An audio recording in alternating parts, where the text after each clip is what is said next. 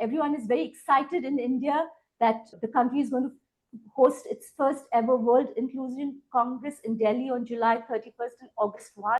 We're looking forward to hosting this conference. There's about an average of 20 to 30% of the population who are affected by inclusion issues in any given country.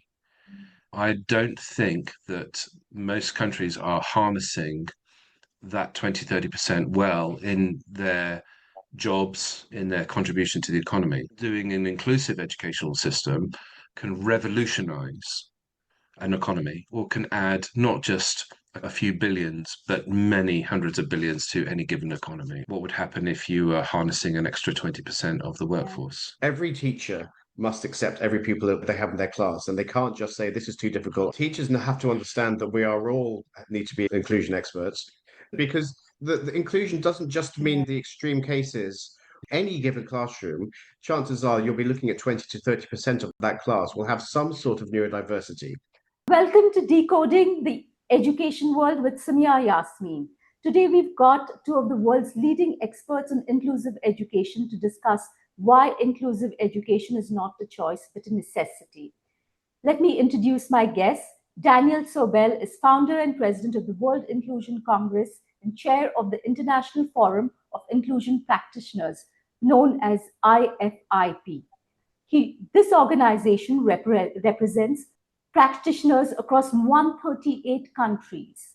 Daniel is also a trusted consultant, advisor to more than 10,000 schools globally, as well as international bodies, including the UNESCO, the European Union, and the United Nations. Daniel is also author of 3 best-selling books, including The Inclusive Classroom, and is widely recognized as one of the world's leading voices in inclusive education. Warm welcome to you, Daniel. Thank you so much for having me. It's a pleasure.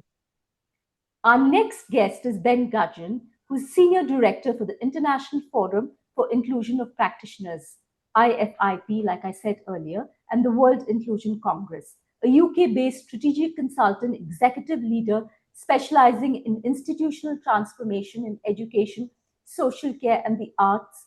Ben's executive background includes senior leadership positions in some of the UK's most prestigious schools, including the headship of a world-renowned school for gifted classical musicians and governance of a performing arts school in London. Welcome, Ben. Thank you very much for inviting me. Pleasure to be here. Thank you. Just to give a little backdrop to our discussion today, in the new millennium, especially, there's been a worldwide movement towards inclusive education in classrooms, where all children, regardless of neurodiversity, ability, special educational needs, learn and play together, where inclusion goes beyond physical integration to ensuring active participation and equitable opportunities in the curriculum and education. However, on the ground, the situation is quite different. Inclusive classrooms are not yet a reality in most schools worldwide, including in India. Evidence from around the world is now more than conclusive that inclusive schools are the future of schooling and creating learning environments where every child can thrive. It's a special privilege for me to host this interview because Education World has been a pioneer in highlighting the importance of inclusive education, writing our first cover story on this subject way back in 2003, and also being a media partner to an inclusive education conference in Kochi in 2003. Ben and Daniel, everyone is very excited in India that the country is going to host its first ever World Inclusion Congress in Delhi on July 31st and August 1. So we're looking forward to hosting this conference. Daniel, I'd like to start with you first.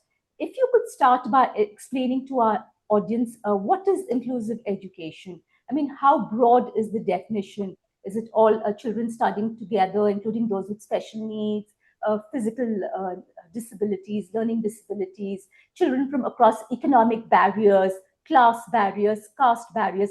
How broad is this definition of inclusive education? Globally, inclusive education has its own particular nuance in different countries, and that is understandable both politically, socioeconomically.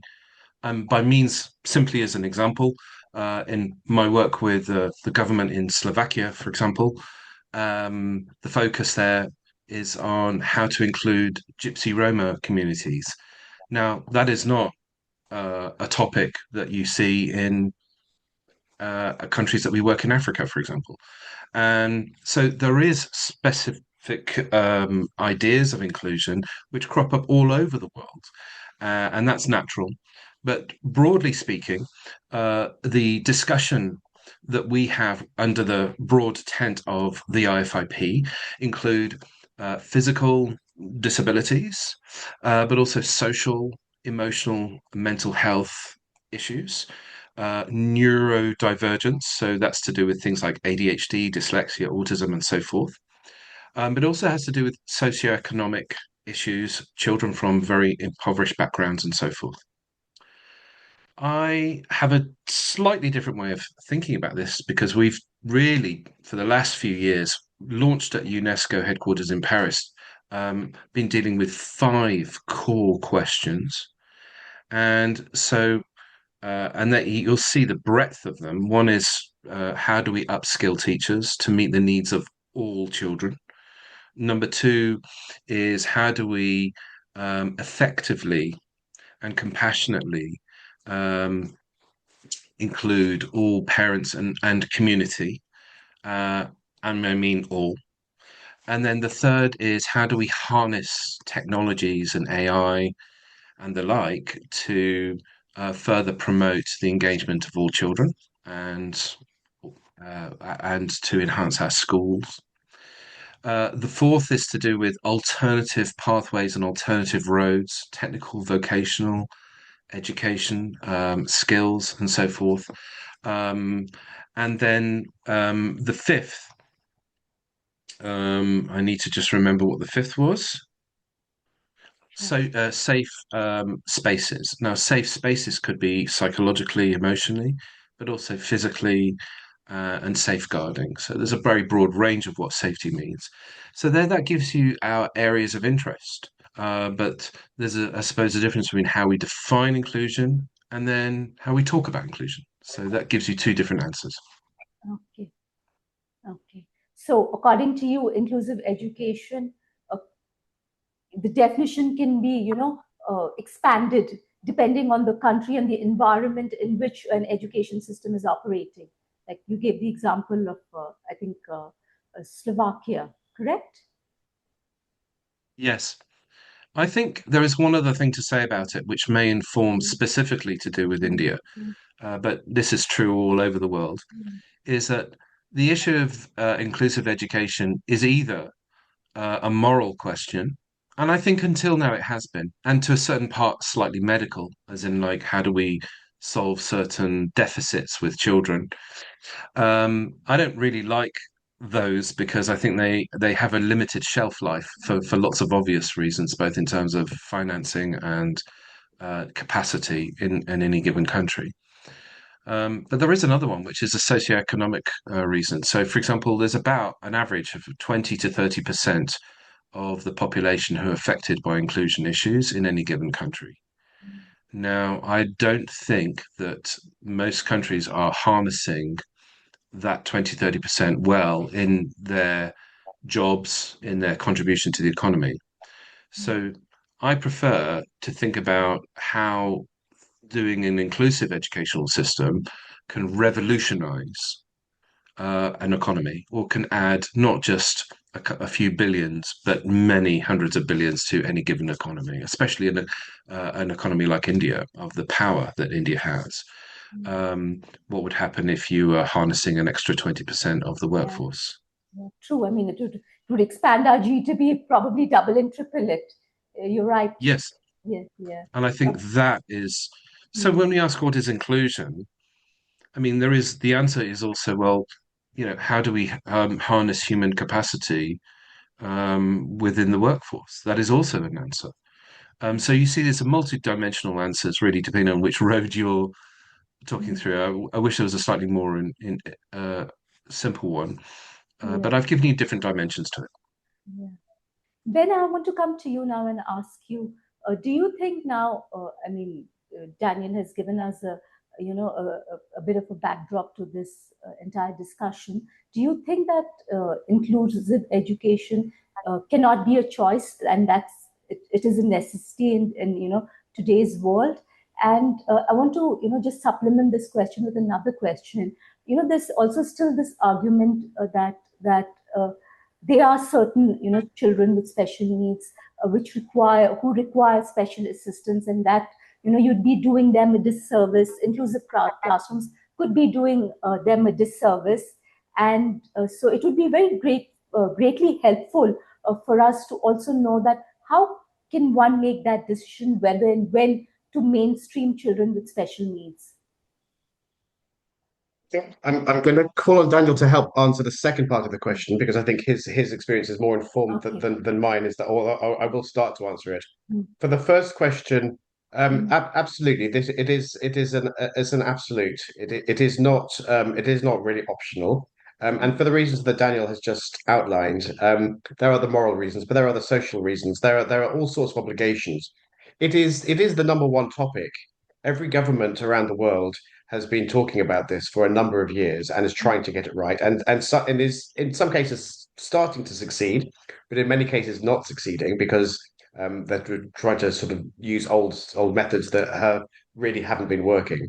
I think there is a lot of will for this to be successful. It's just sometimes misguided, and that this is what our mission is, really, to help people find the right way to make it work. But there's no real acceptable reason to not make this number one agenda for the sake of these children. And also, of course, as Daniel has just alluded to, these children grow up, and their needs do not change because they're adults. So this is something which affects society all the way through the lifespan of any individual person, not just in their childhood. So I think the short answer is yes, it is a necessity. It is an obligation, and there are multiple benefits, not just for the individual, but for the society around that individual. In terms of the second part about um, could we accidentally do a disservice to a child who needs more care, then that may be the case in places, and you do need experts to make the decision about what is best for the child. But I have seen many examples of children with quite profound difficulties and differences and needs being very, very successfully integrated into classrooms against what people have assumed to be the case. And therefore, I would always urge on the side of caution to segregate a child who actually may gain from educational benefits by one-to-one support or a specialized learning environment, but there are many other things that could be offset by that in terms of the socialization and just the feeling of being separated. So that my instinct is that there is clearly, it's not a yes or no answer, and it is subtle, and you do need the right people to make the decisions. They need to be correctly informed. But children are more resilient than people believe. They're more adaptable than people often believe, and we shouldn't assume that one thing is definitely for the best for them, and it will always be the case for every child in that circumstance. Daniel, if you wouldn't mind taking over and sort of adding more substance to that second point. Yes, I mean, certainly there are plenty of examples of um, governments around the world which have invested billions and they're not really getting the outcomes which they need. And that is because I think they're doing it wrong. And England's a good example of that. There's about 16 billion pounds inputted into, which is a huge amount of money, inputted into inclusion-related items. And it seems like the outcomes are going down, not going up. I can give a very specific example, which I saw. I mean, I have a whole books worth of things which people were trying to do a good thing, but in the end it just went wrong. And you do get that, which is actually why you need expertise. And so I just give a very specific example. It's an interesting story. There was a fund available for children who couldn't afford their own lunches, and so but they were given a badge and told to line up on that particular queue over there at lunchtime, and they could pick up their lunches there. And but what it meant was that anyone who couldn't afford something was identified wearing a particular badge and had to go in a separate queue. And of course, that's embarrassing, isn't it? Isn't that isn't Very. that almost like the opposite of inclusion? I mean, it's very nice that they've got their meal, but psychologically, it's almost bullying. And there was an example of a school who's genuinely trying to do something good, and they needed to create a system of where the free lunch is. And of course, they had to do a different type of accounting, so they thought they'd have a separate queue. They thought it'd help children if you got, well, you're the blue badge holder, so then you go over here. Like, it wasn't intended to be bad. It just ended up being bad. And so there are many, many, many examples of that. What I've tried to do with my work is to try to show how actually inclusion is a lot more simple than you imagine. You stick to certain simple principles. It's in some ways it's easier to be inclusive than not inclusive, but there is a need for expertise, and that's really one of the major things that the IFIP does. Is that, it is possible to say, oh yes, we're all very inclusive. Look at all the things that we do, and in some ways, what they're really doing, the net result of it is it's not particularly positive. So I think the advantage of having, expert practitioners, people who are actually doing it and doing it well in 146 countries, we're quite a useful body to the world. And that's why I think that we've become quite popular and people like to speak to us about these things. And Ben, a quick, question to you. Inclusive education movement worldwide. Can you give us like a quick status report on it? I mean, where has this inclusive education movement gone? Is it like, widespread?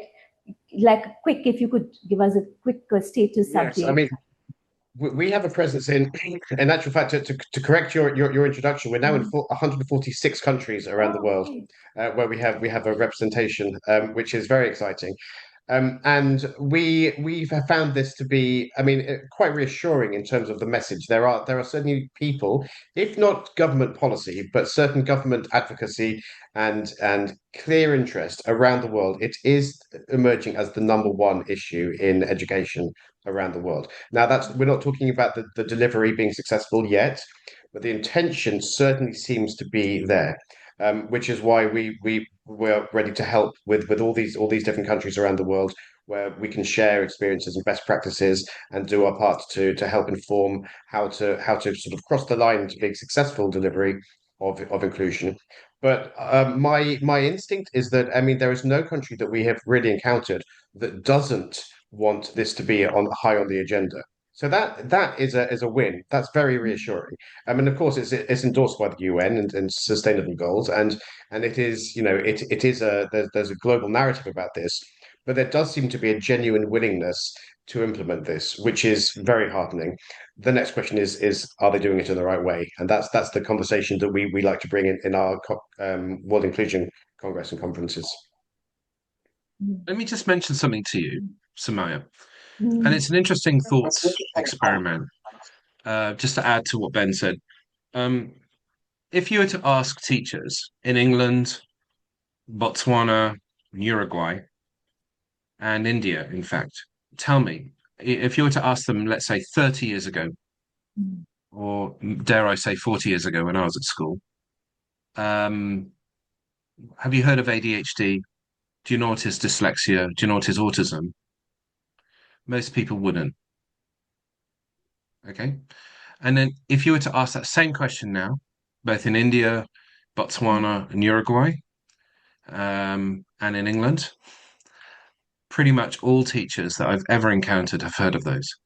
Yeah. I've never been to a country, and believe me, we operate in countries that make India look like the future, right? In Papua New Guinea, we work in. I'm sorry, I don't mean to embarrass any countries, but we work in Zambia, right? And I could list countries where pretty much all teachers have heard of some kind of neurodivergence.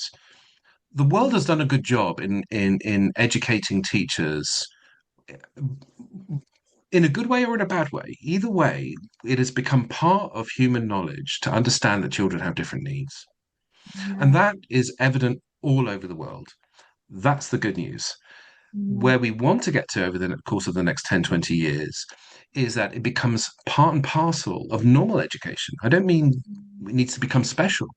I think what we need to do is to integrate our inclusive thinking as not a special thing that we need to do, but it becomes integrated into the way that we do teaching.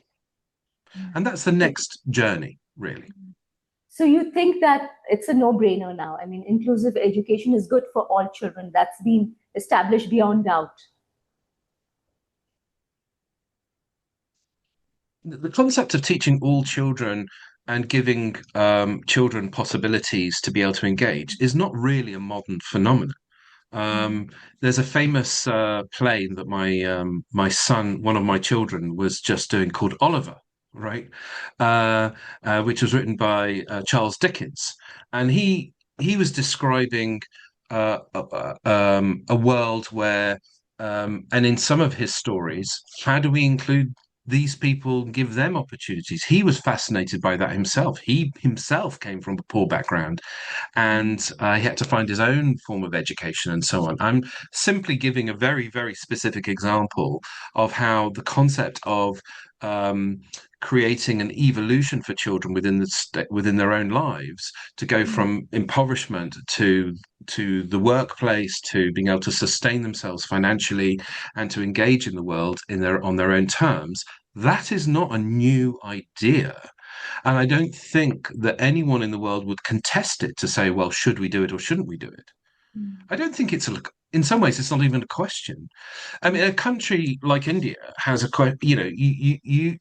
you have two choices. You can either harness the capacity of all its population, or you can have 4/5 of the country carrying the burden of 1/5 of the population. That's your choice. And it's a complete waste of resources, people, and you're basically losing money. Not that I'm saying that money is the be all and end all, but governments make decisions according to money and based on the resources which they have. So I don't really see that you either have a moral choice or an economic choice to be able to do. I mean, who would say that it would be better to leave it? I have never come across that, or maybe people just aren't telling me the truth. And I'm not saying, don't tell Daniel, but we shouldn't do. I don't know. Yeah. I don't know beyond what I'm telling you. Yeah. So actually, I mean, you're right. I mean, many schools, even I've spoken to, most schools want to be inclusive, but they say they lack the resources to do it. They have limited resources, lack of trained teachers, counselors, special educators. So where should schools begin? I mean, what would you say are the three, steps schools can take to become more inclusive? And do you want to start? Well, I mean, number one, I think is one of our global missions really is to upskill teachers around the world and to play a part in that. Which is not to say that we have all the answers, but we can share what we have learned from around the world and help to apply it in the local context. So upskilling teachers, I think, has to be among the top priorities, if not the top priority. Assuming that there is, that the pathway is cleared from the governmental level down, and that the government is on side, and everyone says, right, great, let's do it, but how do we do it? I think personally, I would say number one is getting the teachers upskilled. Would you agree with that, Daniel? Yes, and I think that pretty much all governments and UNESCO and the like, most bodies would agree that that is your starting point. The second probably is, look at the structures and systems of the school and make adaptations accordingly. So we directly address those two as our top priorities. We have our own sort of training systems, anything from very short, small courses all the way through to master's level course. We have the second thing is looking at the school. So that's where our accreditation comes in. And we have various different levels of accreditation. The purpose of our accreditation is not to give necessarily fanciful status. Oh, how wonderful the school is in the way that some accreditations do. Although, bearing in mind the schools which are the top schools that we've encountered, we very much do celebrate. In fact, my latest book is about those schools, and we have a sort of flagship school system of which one of those schools is in India. But what we've also tried to create is a sort of national framework of standards, of basic standards of how to adapt your school in very simple ways. It's essentially looking at where you are and where you can be without inputting very much money or time or stress. And that is a second point. Can you think of a third one, Ben? I can. I think my third point would be about sort of culture, mindset, and ultimately the sort of leadership. That this has to be. We have to move away from the perspective that this is all fits within the realm of the special educator. We're also, by the way, just to be very clear, we're not saying that we don't need educators. Of course, we do. They will always be needed. But every teacher must accept every pupil that they have in their class, and they can't just say this is too difficult. I need to send them out to somebody else. Teachers have to understand that we are all need to be inclusion experts, and head teachers and school principals. It needs to start with them. They have to accept responsibility for this and embed a deep rooted culture of inclusion throughout the school. They have to talk about it, they have to promote it, and they have to genuinely care about it and not just delegate it. So I would say that culture is a really important third ingredient here. So a follow-up question on what both of you all said. Uh, am I correct in understanding that yes, all teachers in a school should become inclusion practitioners? They should know 100%. what in a classroom when they have children, with diverse learning needs, a normal school teacher should know how to teach and include all children in the classroom. And it's also helpful to have special educators. Is that the right combo? 100%. Yeah. 100%. 100%. Because we're not the inclusion doesn't just mean Yeah. that the extreme cases where there are profound physical or neurological difficulties for a child. We're talking about the mainstream classrooms. In any given classroom, chances are you'll be looking at 20 to 30% of that class will have some sort of neurodiversity. And this may be very mild, it may be undetected, but it may just result in pupils underperforming or just not meeting their full potential, their true potential. It benefits everybody in the classroom. You get better behavior, you get better academic results, you get the children are happier, the teacher feels less stressed because they feel they are more in control of their class. And it's not that long ago that we were just thinking about well-behaved children and naughty children, and we're never thinking to think what's behind the reason for their behavior and their conduct. Now, this is all part of inclusion. Is behavior, discipline, classroom management, getting the best result from every single pupil. We're not just talking about the children who are sort of traditionally sent out of the classroom to be with somebody else. It's about all those who are left behind as well. So absolutely, every teacher needs to know how to get the best out of every pupil. And sometimes that's not even considered to be inclusion, but it is. That is a big part of inclusion. Yeah. So, is there also? I mean, are you all also making some, advocacy also that inclusive education should be a mandatory part of all teacher training curriculums in your advocacy? Yes, absolutely. Yes, I think can I frame it like this? I think you'll find that, and bearing in mind, I have zero expertise except for within education and a bit of psychology, which is my background. But you'll find that anyone who was doing training in engineering 30, 40 years ago, there would have been significant updates in ideas and training levels. Same in medicine, same in pretty much most fields. But actually, what we have around the world is a very similar level in teaching. And all we're suggesting is that the standards change. And if we have to use the word inclusion to drive forward a specific, well, this is what we mean by evolving and becoming modern, then so be it. But I would be surprised and disappointed if in 30 years' time we were still using the word inclusion. Inclusion is only being used to refer to things that we don't naturally do within this particular world. The IFIP should not exist in 30 years' time if we've done our job well. So, what's the story behind the promotion of your International Forum of Inclusion Practitioners? What were its objectives, and how satisfied are you with the progress thus far? That's definitely a Daniel question.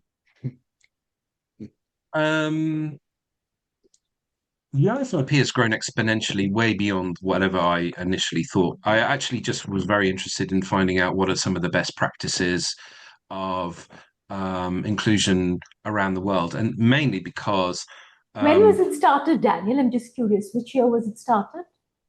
During COVID. I think 2019, but it had come from my work prior to that, which had I'd been working with a lot of schools here in England, and also I had a social media presence. So I was already connected to quite a lot of schools around the world. What I was really interested in is an interesting phenomena, which is where there is not money put into national programs, there is pockets of excellence which has emerged by people just standing up and doing something in a very innovative way on their own. And this is a phenomena happening all over the world. And I was really interested to find out what those are and could we learn from those. And that was how the IFIP started, just meeting online and sharing stories and ideas. The people who came loved it because a lot of them worked in isolation and doing something against the grain of their own education systems. And we had this rapport, a sense of family. It grew very quickly. At the same time, the European Union were very interested in what we were doing and opened the door to us to do a project there as a collaborative. And that's when we really formed into an organization. We bartered over what the right name would be, how we should do things, but because again, very quickly after that, UNESCO were courting us, the G20, Southeast Asian Ministries of Education, and so on and so forth. And we found ourselves being needed. And that was a wonderful thing for us. We've enjoyed it very much. A lot of the IFIP founding members feel like a sense of family. And it's grown, it's evolved. And really, I would say that just in the last couple of years, it's sort of grown up to be a major international body. And so we've been asked to be the representation of all schools to the UN and to the UN bodies. We've been asked to be the representation of all educators to the tech industry via the UNESCO and so on and so forth. We have a global seat at the table and a responsibility that goes along with that. And so, if you would, quickly tell us what IFIP actually does. It offers, I understand, it offers training programs for teachers to upskill themselves. Does it also, audit schools on their inclusive practices? What does it do? What's its main remit? We have five main things. Although it's growing, it's growing arms and legs every single day. But the five main things is that yes, the first thing is training, training and upskilling. Some in-person training. We have a very wide network of trainers that we can send to places. Online courses, in-person courses, online live courses, and we're developing a new suite of courses right at the moment. That's the first thing is training. The second thing is we have a very wide fellowship, which is two different streams really. First is just recognition of people in terms of their status in their career development and their knowledge and experience of inclusive practice. So we have a sort of a graded, a tiered system for fellowship where people can move up the ranks. Also, part of it is to reflect their training as well. So there's a training pathway, and then there's a networking pathway as well. That's a very large community. We have around 13,000 members across the world, and it's part of being part of that wonderful family that Daniel was referring to. So the fellowship is the second thing. The third thing is newly launched, and it's like accreditation. So similar to an audit, but not really like a compliance inspection. It's much more of an inspection of culture and process, and a collaborative experience where we'll visit the school and support them in getting the very best out of what they can get and recognizing what they already have. That's a really exciting program, and in fact we're launching that in India at the end of this month. So that's something to look out for. The fourth thing is publications and advocacy. Publications in terms of books. Daniel is a prolific author. We have many other people in the IFIP who also write books. We also write white papers. We write reports for governments and high level thought leadership in that sense. And the fifth thing is our events, which are sort of that encapsulate all the other four things that we have we've created and convening people in real life. Now, alongside our events, the newest things, as Daniel has just alluded to, we have these forums which are convening the voice of practitioners around the world to representative organizations. So, for example, we are working with UNESCO to provide the practitioner voice in certain sectors. So that's a very large remit that the IFIP has just been given, and I think it will really set us apart even further. Have I forgotten anything, Daniel? You've done a very good job. I mean, we do Thank you. convene events all over the world, and the World Inclusion Congress is one of those strands.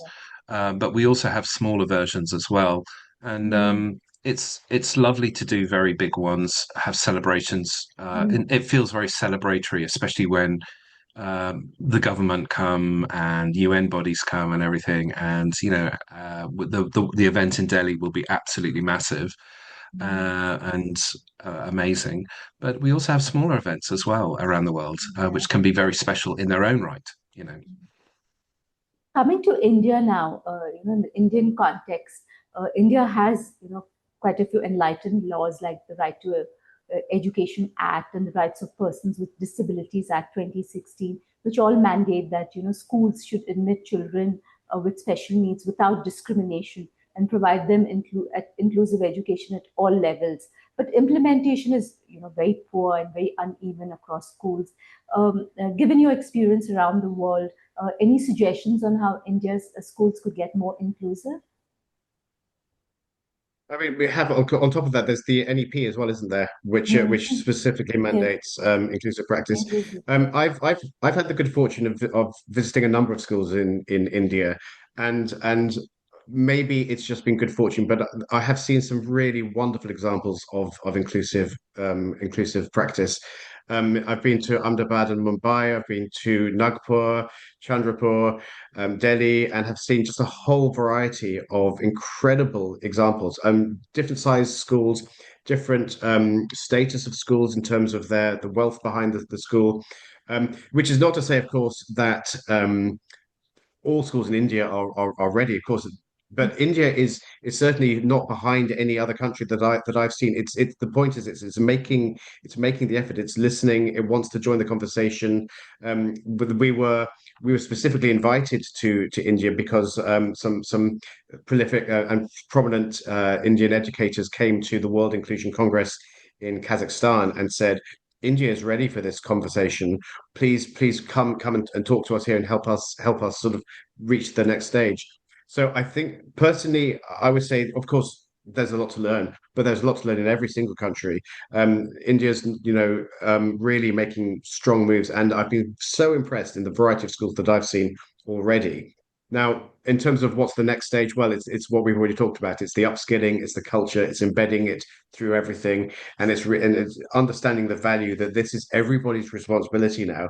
This is not just for a special educator, from the school principal all the way down to every member of the school. That's the most important part, really. Yeah, in India, we have a challenge of scale also, Ben.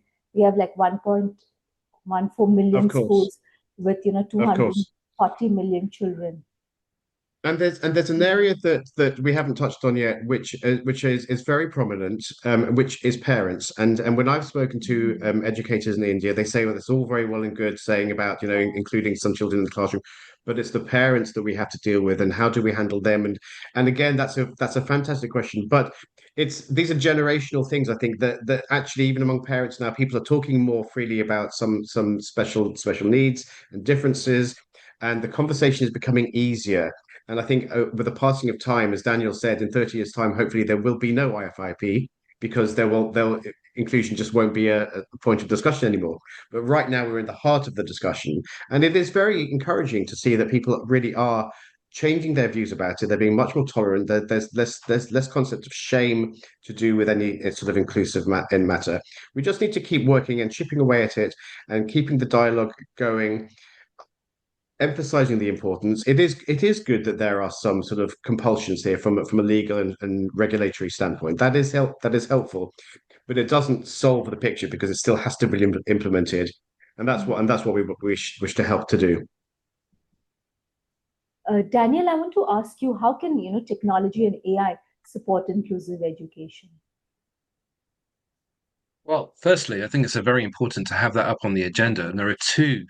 Ben's referred to the top agenda item being inclusion in the global discussion of education, but actually most ministries of education in the world have two top agenda items. One is AI and education, and the other is inclusion. And I think they need to be brought together. And in fact, IFIP and UNESCO together are leading the charge in bringing those two questions together. There are quite a number of ways they can be brought together in my imagination. How they can work practically is an interesting other question because, of course, I'm not an AI expert, and this is where we need to, we've enjoyed discussions with both Google and Microsoft and other major organizations who are helping us with this. But let me give you a few examples, and then perhaps a couple of examples I'll pass on to Ben. If we wanted to roll out our accreditation across India as a sort of standard, right, it would be almost impossible to do just using the usual methods of, speaking to schools and supporting them through the process and in this sort of step-by-step kind of a way. But what we can do is harness AI.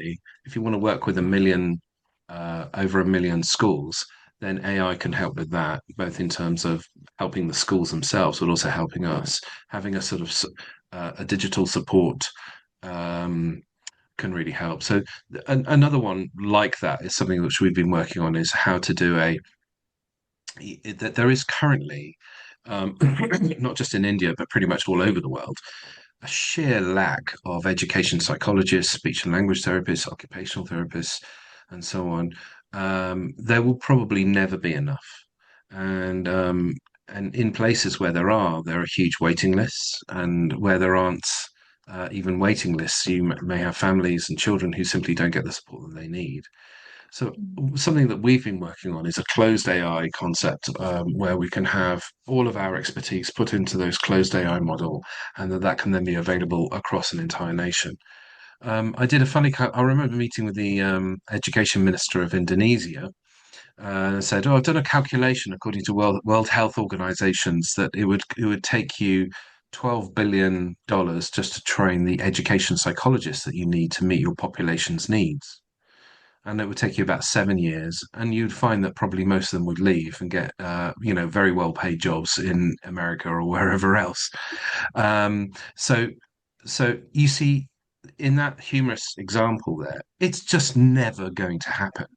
So we have to use AI. Now, I'd be the first person. I have training in education psychology and also in psychotherapy. I'd be the first person to tell you that that is not as good as seeing a person, in person, right? A real human. However, we're not in that world. We are in, reality, where the vast majority of parents and children and schools simply do not have access to that level of support. So that's a major frontier.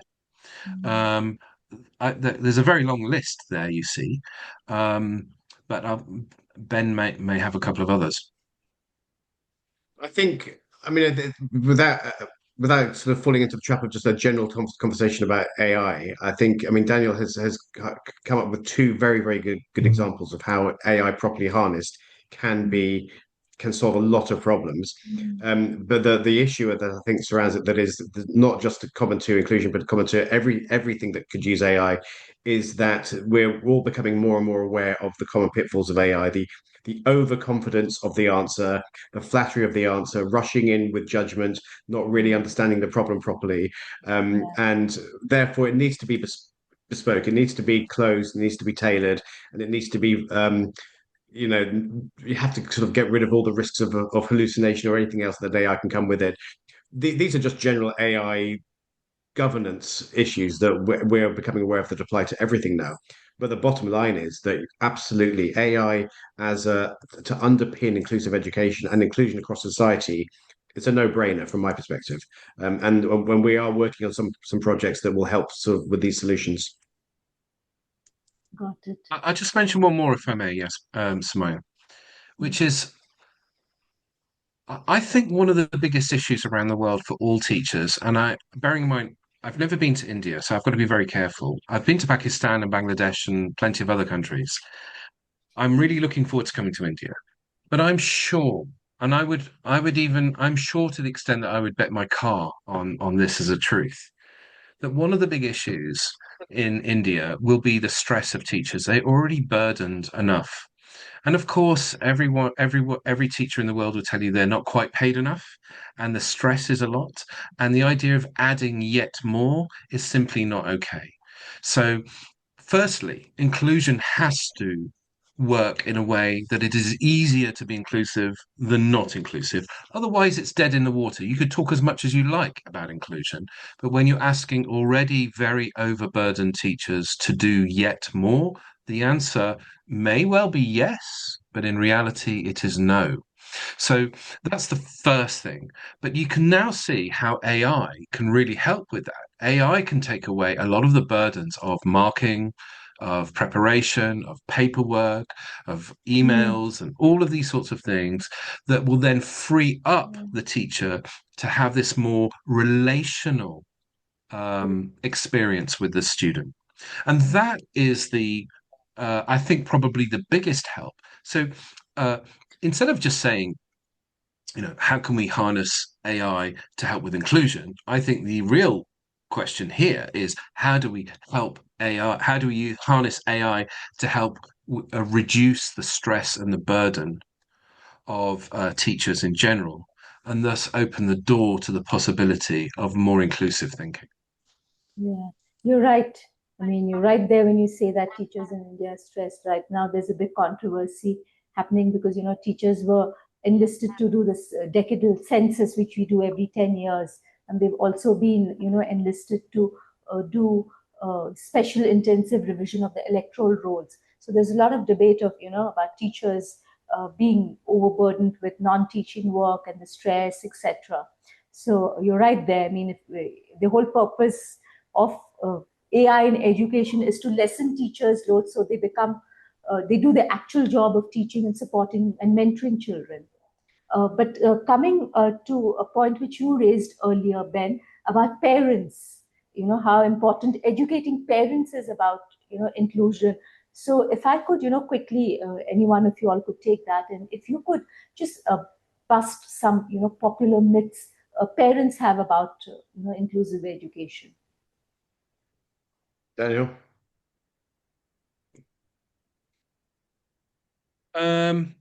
I started out my career thinking that inclusion was all about how we include the child. And I no longer really think that. I think that inclusion is a question which is how do we include our teachers and our parents. Children succeed according to how well the adults around the child respond to that child. And so if you have very burdened teachers or stressed out teachers, then you could have inclusion policies and laws and enactments and trainings as much as you like. But the reality of the communication and what's going on psychologically between the teacher and the child is limited because of the teacher. And so it was that, inclusion, the journey of understanding inclusion was really entirely focused on what was going on with the child. I now no longer really think that. I think it's actually about how we support teachers, how we train teachers, how we create conditions for teachers to really thrive themselves. And I think that exactly the same with parents. Success of a child isn't about the child. It's about the adults around the child. And so it relocates the question. For me, this is partly my next book, which is about Inclusion 2.0, the next way of thinking about education and inclusion specifically. So yes, I think it's absolutely foundational. I'll give you a very specific example. On the first day that I became a special educational needs coordinator, which was, I don't know how many decades ago, but it was a while. And there in the meeting, I was called into the meeting with the school principal, and a parent came in shouting at the school principal, angry at what had happened to their child, upset at all these sorts of things. And I looked at the scene. I was just sat there observing. This was my first day. I was looking at this scene. I was thinking, this poor parent had come in. There was, 6 or 7 members of staff at this meeting table. They were intimidated and they were simply trying to defend themselves. And they felt, this parent felt like they were being accused of something. And I figured, you see, this way of doing something isn't working. It's not going to work. What we need to do is to get this parent to a place where we're on the same page. So I started to experiment and to think about how that can really happen. And so I ended up writing books about it and doing lots of things. But one of them is, think, how can we create the condition where the parent is not going to come in angry, but they're going to come in at their very best because they appreciate the school and they love the school and they have a wonderful relationship. How can we do it with that parent who came in angry and shouting and stressed and etc. etc.? That I think is a foundational thing, and it doesn't. I remember there was a document that came out produced by the British government about 2004 called the Lamb Report, which demonstrated. This is, for me, it's very funny because it demonstrated that where the school and the family have a good, positive relationship, the child with special educational needs does really well. I mean, and they spent like millions of pounds on producing that document, which I just think is just self-evident, isn't it? Isn't that obvious? Yeah, Like it's what we obvious. don't need, it's just obvious. Like even someone who doesn't have children or has never been a teacher would probably guess that. It's just obvious. But we do not deal with it in that level of obvious from the educator's perspective. Can you see that simply doesn't even come into the training of teachers? Why wouldn't, in the year 2026, we include how to deal positively with parents as part of our training with teachers? Every teacher has to do it. Why wouldn't we do it? When I wrote one of my chapters about how to engage parents positively, um, I didn't have much research to go on. There wasn't a huge body of work. And yet, in England and in many countries, the number one reasons why teachers and especially school principals quit is because the stress which they experience from parents. And so, why wouldn't we focus on that? Now, you may think that this is a radical difference. I think this is what we've done really is we've stumbled into the obvious. And that is a lot of how I think about inclusion is it's just, isn't it just obvious that if we're going to be teaching these children, we should teach in a way that they can actually understand it? Isn't that obvious? If we're going to be dealing with parents, then we don't want them coming in angry and upset. We should just do it in a way that they're going to really work with us. Isn't that obvious? So my advocacy is to try and shift the argument from, oh, this is all about special this and special that, to actually, this is just about normal education, isn't it? Like just good teaching, good relationships with people, etc. So I'm not sure how any of that translates into the wonderful world of India. But for me, these are certain universal truths which I sit with.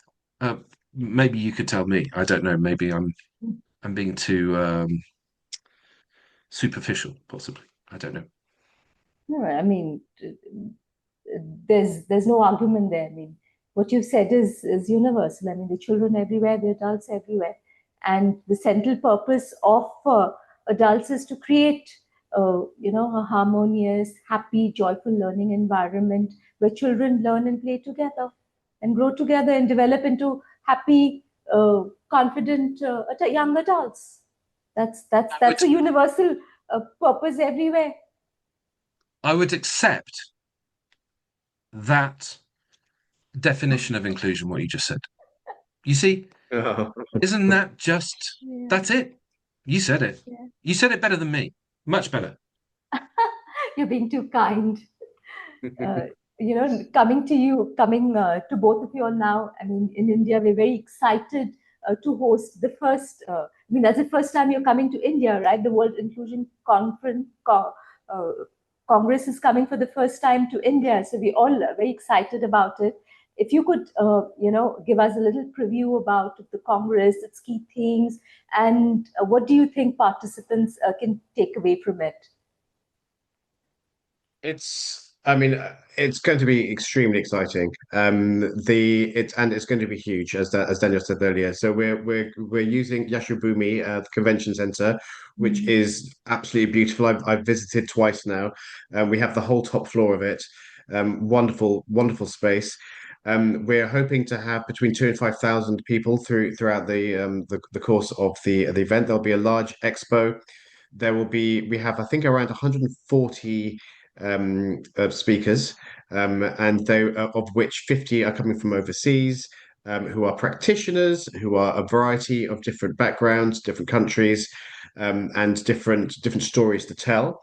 We're focusing on inclusive education in its broadest sense, but we're also focusing in particular on sort of the more traditional version of a definition of inclusion in terms of sort of special education. We're also involving higher education, which is something we haven't really touched on today, but higher education, not so much from the academic perspective, but from the inclusive nature and the internationalized nature of higher education. A very significant topic of discussion for universities is how welcoming are they to international students? How do they help them adapt, fit in? And that's going to be a large point of discussion as well. Our partners in India Affairs Media Limited, the CEO of that, who is a very good friend of ours and partner, he is in constant discussion with government officials. And we have the support really from the very highest level of government, and will be represented there. So we have quite a glittering sort of array of guests and speakers coming from all sorts of different parts of the country and overseas. A lot of cultural events as well to celebrate, because we want this to be a truly national event. So we'll be having some sort of national festivities. We'll also be hosting the National Inclusion Awards, which is going to be an exciting new initiative and hopefully an annual thing. And we are inviting people to nominate themselves or other causes that should be recognized for their work in inclusive practice. And that can range from educators all the way to employers and corporates, anybody who puts inclusion high on their agenda. So that will be a part of the first evening's ceremonies. Will be sort of general discussions from a national perspective about what is inclusion, what are we trying to achieve here.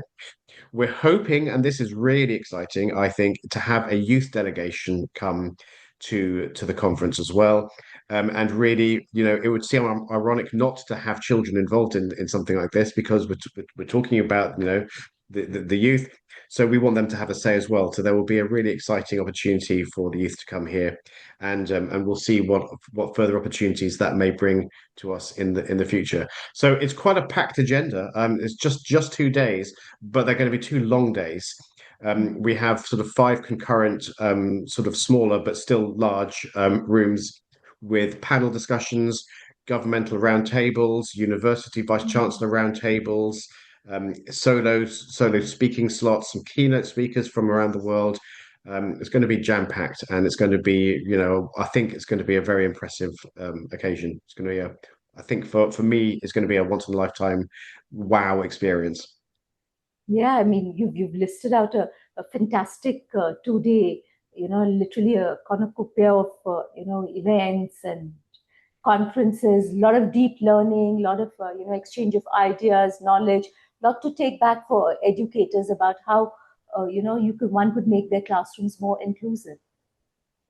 Absolutely, and just get the conversation going. I mean, for me, when I go to a big conference or a big congress, it's what happens in the room, but also what happens outside of the room. It's all the discussions.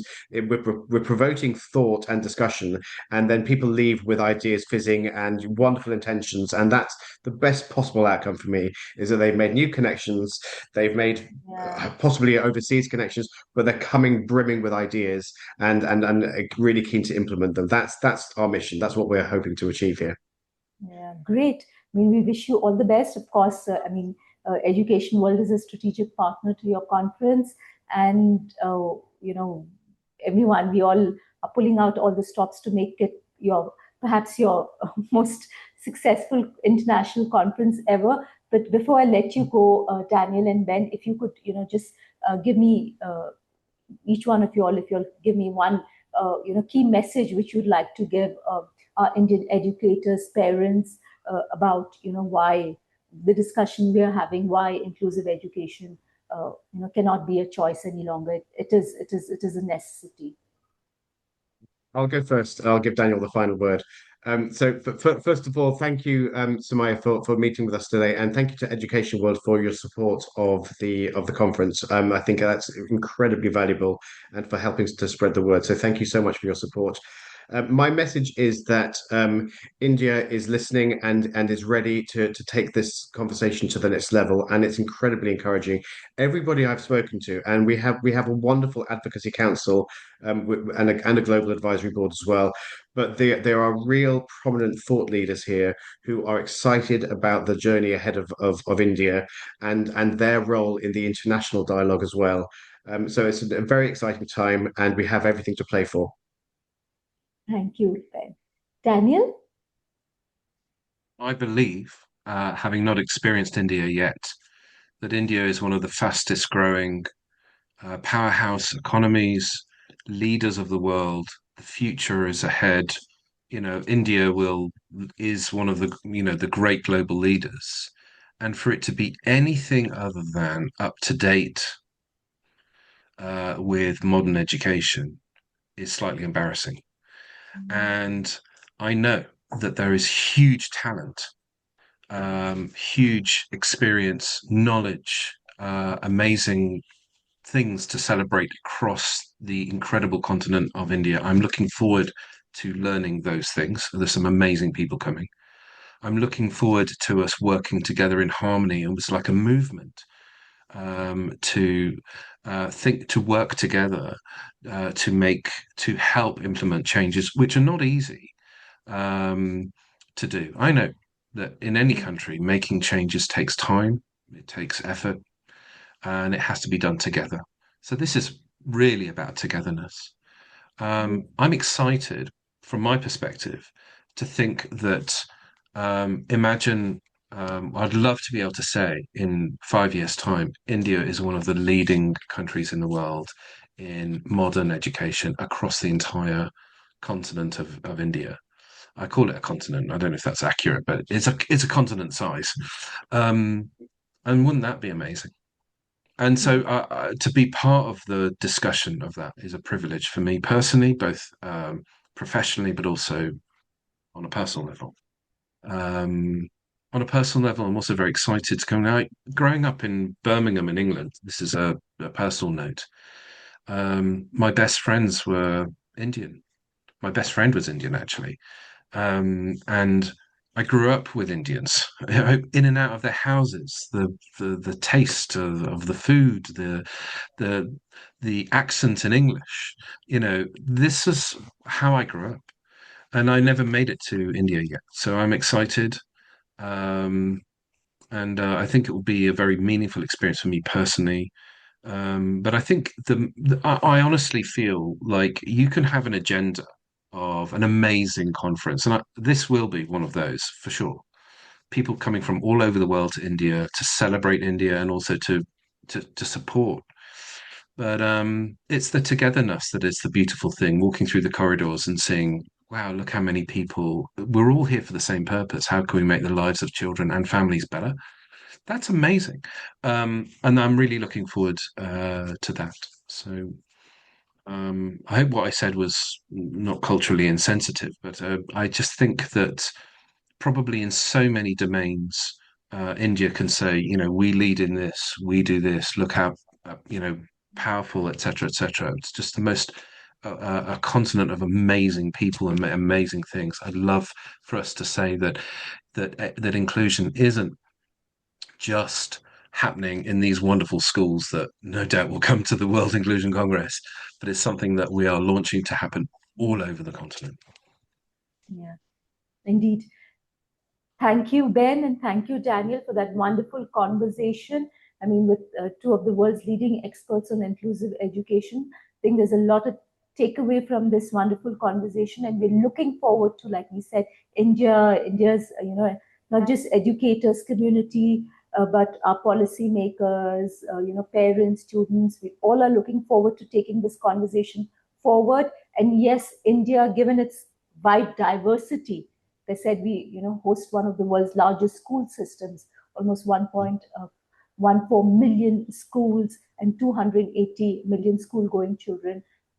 The challenge is vast, but every long journey is taken with a small step. Like you correctly said, there are a lot of, those outlier schools, progressive schools, which are doing inclusive education right.